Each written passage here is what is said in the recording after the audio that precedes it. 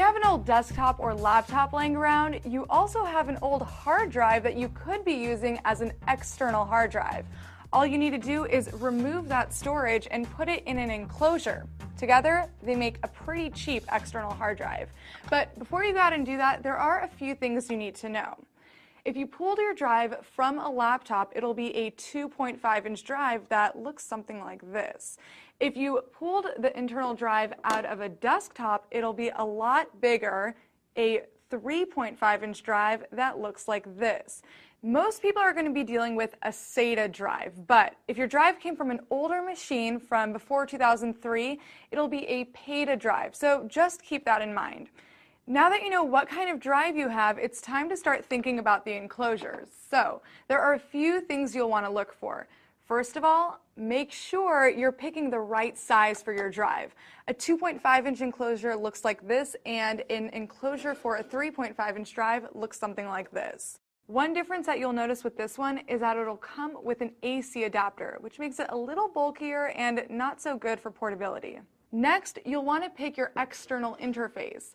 That determines what kind of connection you'll use to hook up your drive.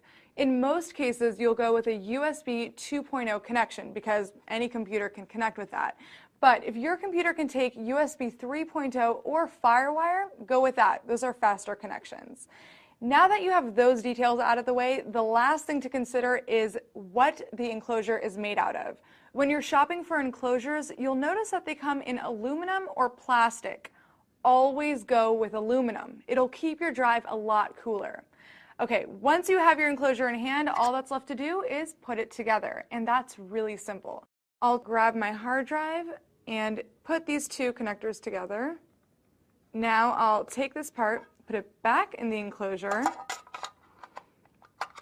and screw it in with the provided screws and the provided screwdriver. Give it a good twist, and my external hard drive is complete. Now, this enclosure came with this cord. It has mini USB on one side and two USB connectors on the other.